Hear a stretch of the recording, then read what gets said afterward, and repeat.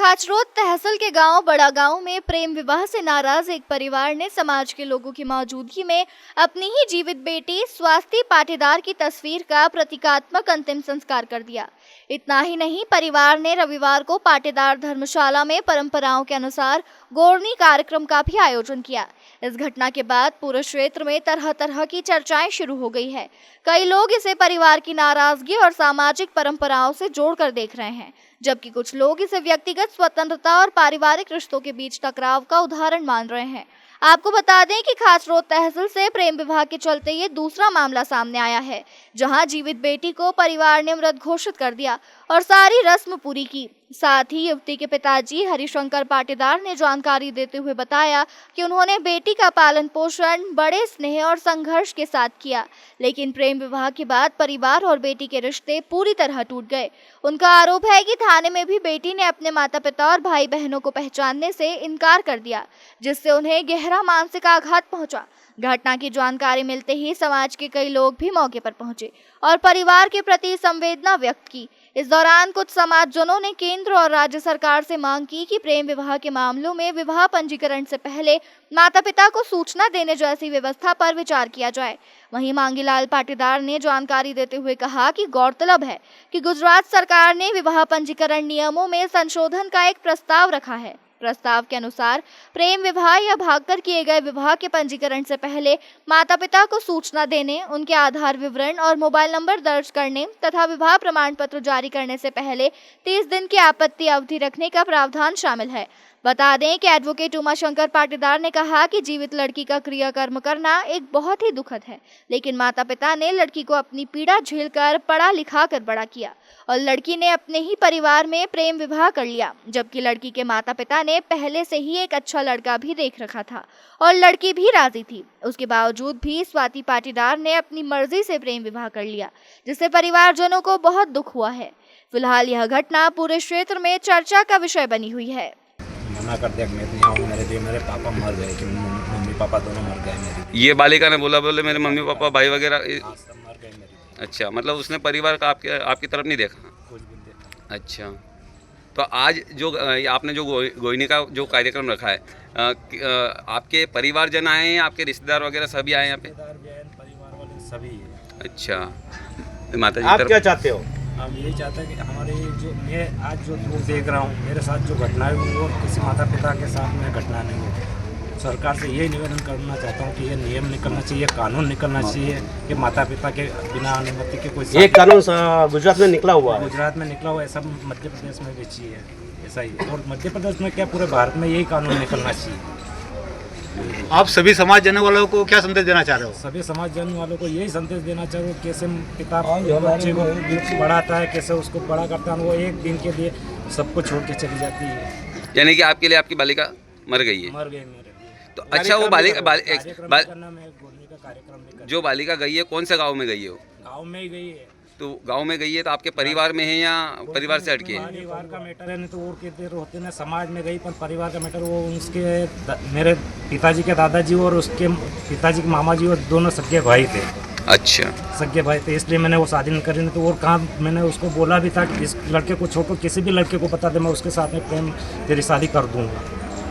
आपको पहले से जानकारी थी? पहले से जानकारी थी, तो उसके मतलब हम रिश्ता देखने गए थे तो उससे पूछा भी था तो कि नहीं बिल्कुल आप करो, अब मैं नहीं करूँगा। आगे 8 महीने पहले ये उसने कराया था, फ़ोन से इंस्टाग्राम से बातचीत करी थी, तो वो बात मालूम पड़ गई थी कि उसको समझा था घर में। तो उसने 4 दिन पहले रिश्ता देखने भी गया तो उसको पूछा भी कि ये लड़का पसंद है कि नहीं पसंद है, दूसरा लड़का देखेंगे। तो उसने बोला पसंद है मेरे को। उसके बाद भी ये कदम उठा लिया? पसंद होने के बाद भी ये कदम उठा लिया? पसंद होने के बाद। डॉक्टर मोहन यादव को क्या मतलब संदेश पहुंचाना? यही संदेश पहुंचाना चाहता हूँ, जो आज मेरा परिवार दुख की घड़ी में जैसे दुख देख रहा है, ऐसा दूसरा परिवार या माता पिता ऐसे ही मतलब नहीं है, ये कानून जरूर निकलना चाहिए। देखिए, पाटीदार समाज का मामला है और पाटीदार समाज में जो ये जीवित गोरने का कार्यक्रम किया गया है, ये बड़े दुखी मन से किया गया है।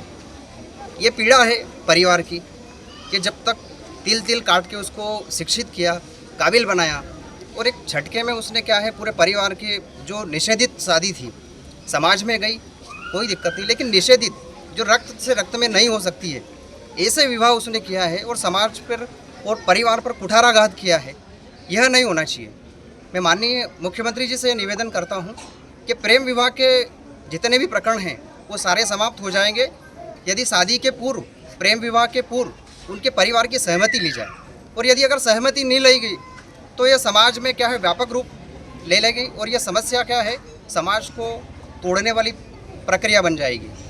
और समाज के प्रत्येक दुख और तकलीफ को शासन देखता है, तो शासन से मैं यही निवेदन करूंगा कि वह प्रेम विवाह के पूर्व माता पिता की सहमति अनिवार्य कर दे, तब तक प्रेम विवाह न तो कर पाए और ना ही उससे संबंधित, क्योंकि कानून ने यह व्यवस्था बहुत ही अच्छी कर रखी है कि कोई भी एग्रीमेंट पर विवाह निषेधित हो चुका है। ऐसी परिस्थिति में मैं निवेदन करता हूं कि प्रेम विवाह के पूर्व माता पिता की सहमति लिया जाना, इस कानून को आवश्यक रूप से मध्य प्रदेश में भी लागू किया जाए। सर आपका नाम और पद?